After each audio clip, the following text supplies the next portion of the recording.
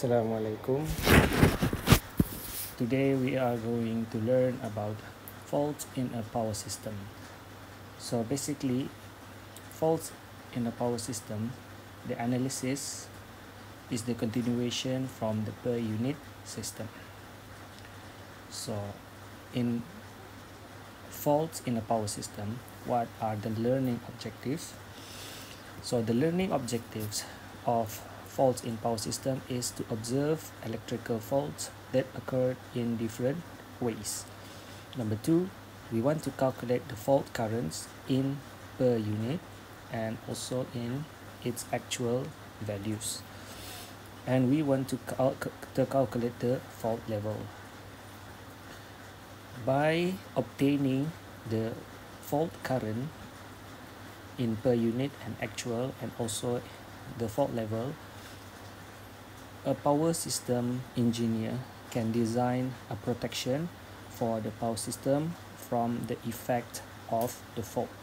So for this topic, you will only learn on how to calculate the faults in the power system. Belum lagi belajar on how to design a protection of a power system from the fault. We just want to calculate the faults. So as an introduction, in power system, the term fault is usually referred as electrical breakdown. Usually, a fault occurred due to system over voltage such as lighting, wires blowing together in the wind. Maksudnya, line 1 and line 2 is touching because of the wind. Plants or animals or humans are coming in close contact with the energized wires, mechanical work activities, etc. It occurred in the form of an arc. So kalau kamu dah tahu, arc ni ia macam spark. Spark kalau kamu welding, kalau kamu lihat ada mechanical welding, ada yang macam blue color, the sparking, that is an arc. So it occurred in the form of an arc between phases of the system or from one or more phases to Earth. Since fault cannot be avoided altogether, it is important to know how the system will react to fault at any particular point. So this is the types of fault yang kena draw dalam any schematic ataupun symbol. So you need to take note that the frequency of occurrence, maksudnya berapa kali yang paling kerap terjadi, decreases from 1 to number 5. So kalau kamu refer to figure di atas, the 3 horizontal lines represent the 3 phase of a system. So type number 1 is the fault occurred from any one of the conductor to Earth. So this is the most common fault happen. Type number 2 is the fault occurred between any 2 phases. Type number 3, fault occurred between any 2 phases to Earth. Type number 4 is the fault occurred from all 3 phases. This is the most serious fault. And the fault occurred between all 3 phases to Earth. This is also the most serious fault. So as it mentioned that the frequency of occurrence decreases from 1 to 5.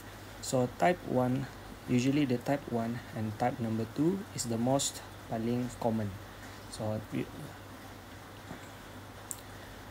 now we move on to categories of fault. The previous types of fault can be classified to 2 categories, which is symmetrical fault and unsymmetrical fault.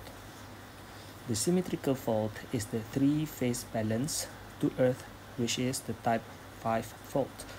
These faults are relatively rare but are easy to analyze.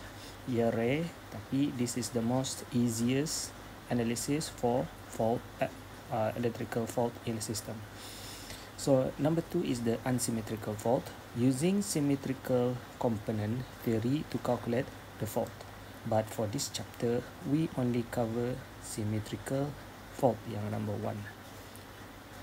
Kalau kamu further study, let's say you go to UTB, ataupun di luar negeri, tersambung kamu punya degree, you will learn on how to analyze the type 1 to type 4 using the unsymmetrical fault.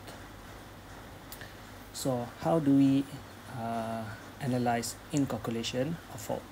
A number of assumptions are made to make the calculation of fault much easier.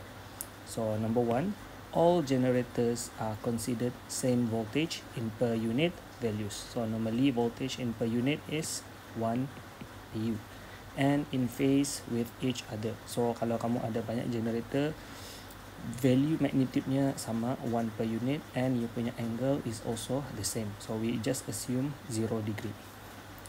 The load current is ignored. Load current is, kan kalau kamu dalam power system kamu ada load, but the load current is ignored because they are much smaller than the fault current. So usually fault current is much larger than the load current kalau ada fault occur. Normally the fault current is up to 5 times of the rating current. So the fault occurred in form of short circuit of zero impedance. So ini maksudnya macam short circuit lah. Let's say kamu ada fault di sini, kamu ada generator sini, and then ada load.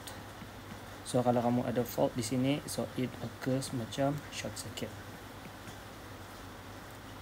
So calculation of fault current and fault apparent power. The fault apparent power is also known as the fault level ataupun short circuit MVA. Let denote that the fault apparent power SC and the fault current is ISC. Fault calculations are best work in terms of per unit quantities. So that's why in this topic for this chapter 4, you need to be familiarized with per unit quantities. So you know already that if you want to calculate short circuit current is equal to V per unit divided dengan Z total. So since we know that in per unit system voltage is always equal to 1, so you can just replace the VPU equal to ISCU equal to 1 divided by Z total PU. So if you want to calculate actual current of ISC is equal to ISC PU kali dengan I base. And then this one, if you are already familiarized with per unit, you can understand what is the formula here is talking about. So you can have a look back on per unit punya topic and you can revise back and you can go back to this slide. Okay, now we can move on to example 6.2 for the three-phase system below.